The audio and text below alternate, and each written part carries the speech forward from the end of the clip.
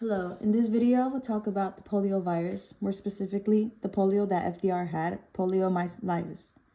I'm drawing from research from a few trusted organizations like the World Health Organization, CDC, Britannica, and more.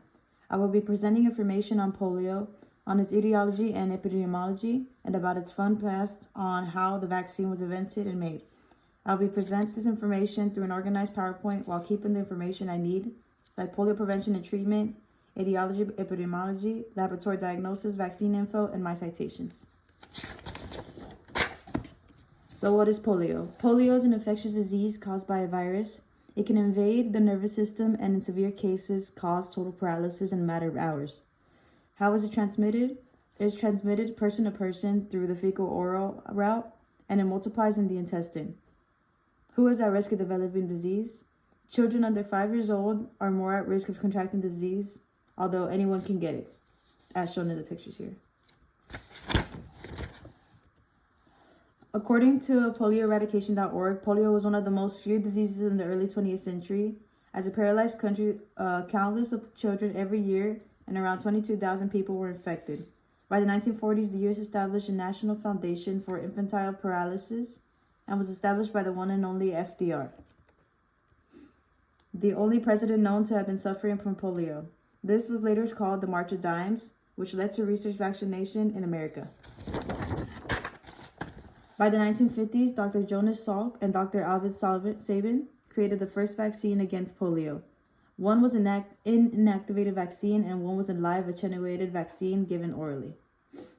As both vaccines did its job by 1988, polio still paralyzed 1,000 children worldwide, so the global polio eradication initiative was started. By 1991, the last case of polio in the World Health Organization region of the Americas was reported.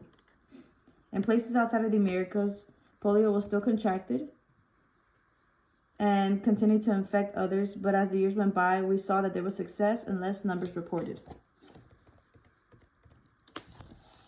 So what are the classic signs and symptoms of polio? Initial symptoms would be fever, fatigue, headache, vomiting, stiffness of the neck, and pain in the limbs. According to the World Health Organization, 1 in 200 infections lead to irreversible paralysis, usually in the legs, and 5 to 10% die when their breathing muscles become immobilized.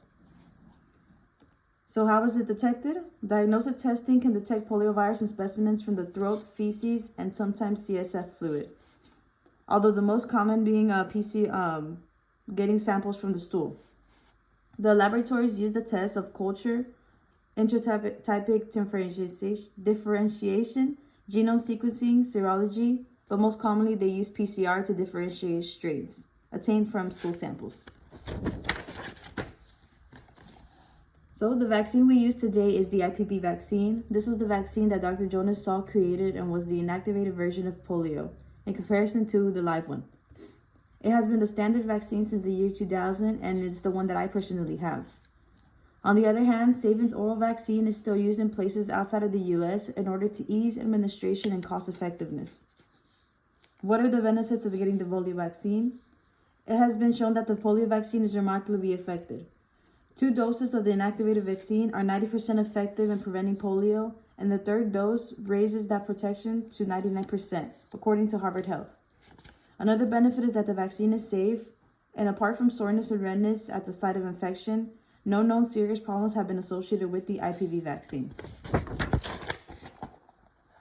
So what are some negatives? We have seen the rise of vaccine-derived poliovirus, which happens when the oral vaccine ends up giving a patient the actual poliovirus, a weakened version of it, but it can spread onto unvaccinated people and cause more harm. So does the benefit of vaccinating outweigh the potential risk? Since in America we have not seen a case of wild poliovirus since the 90s, the vaccine has helped almost eradicate the virus that has once killed thousands of people and paralyzed tons. I'd recommend the IPV vaccine as it has proven to cause no damage and actually proven to prevent polio. However, I would steer away clear from the oral vaccine as it can cause vaccine-derived polio, which can in turn affect more people who have not been exposed previously to polio.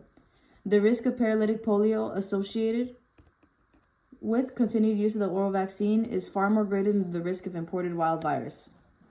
In places where a polio outbreak needs to be contained, the OPV is used to grant herd immunity among everyone in that area. Once polio has been eradicated, the IPV vaccine will be the #1 choice for polio vaccine in order to prevent reestablishment of transmission due to vaccine-derived poliovirus. Medical practitioners recommend the vaccine to people who are traveling to areas where polio is uncontrolled, to people living in areas where polio infection still occurs, and to unvaccinated adults who live with children who have been given the oral vaccine. It is also recommended to employees in medical facilities and to hospital workers.